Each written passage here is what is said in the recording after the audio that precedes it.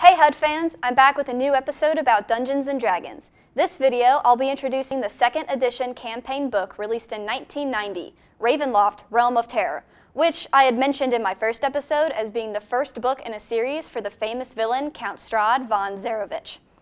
I'll be going over the main points and chapters of the book to better help anyone who's planning on creating their own horror campaign or wanting an introduction into the land of Ravenloft. Also, please note that all this information is by the DM's discretion. There are no set rules that must be followed in the book. The DM is God. Let's get started.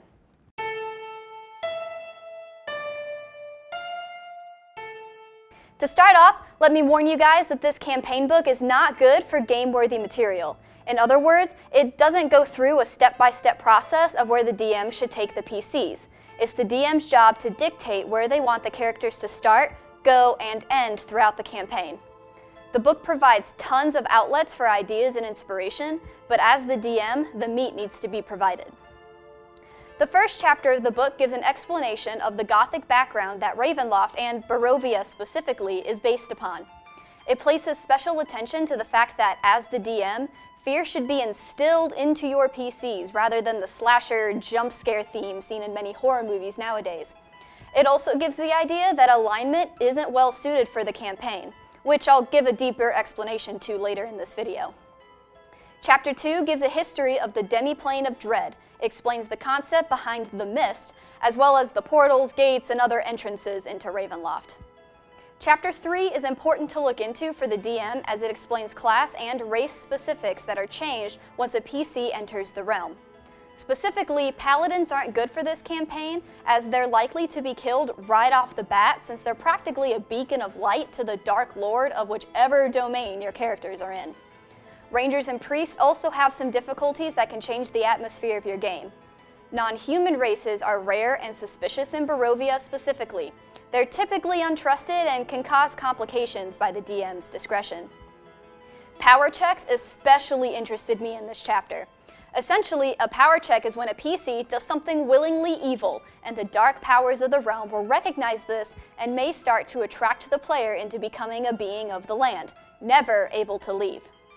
This is where alignment can get screwed up, because any character can willingly do something evil no matter their alignment. The book gives a 6-stage description of the entire process of which a character can become a part of the realm, and it's honestly one of the coolest ideas I found in the book.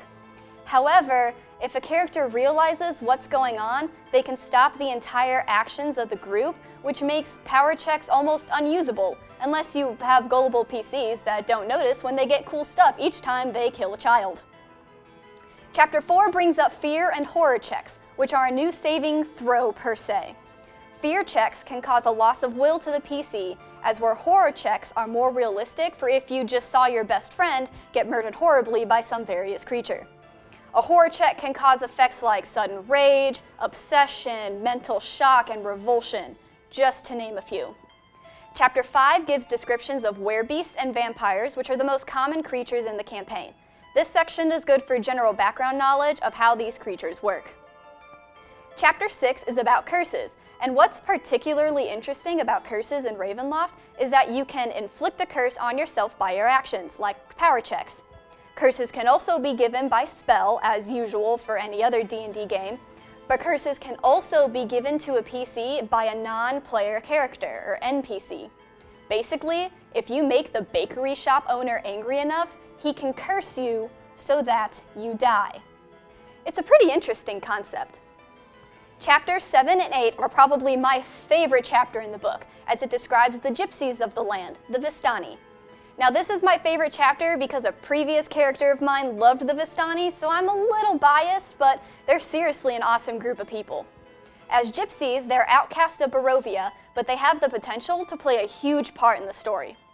The Vistani are known for their fortune-telling with Tarot cards, which can be used to generate a location that Strahd will be in for a final battle, which can be random or up to the DM if they want a specific room. The fortune can also include hints to locations of magical items or give the PC some insight into a weakness of the werebeast or vampires. Like I said, the Vistani can play a huge role in this campaign.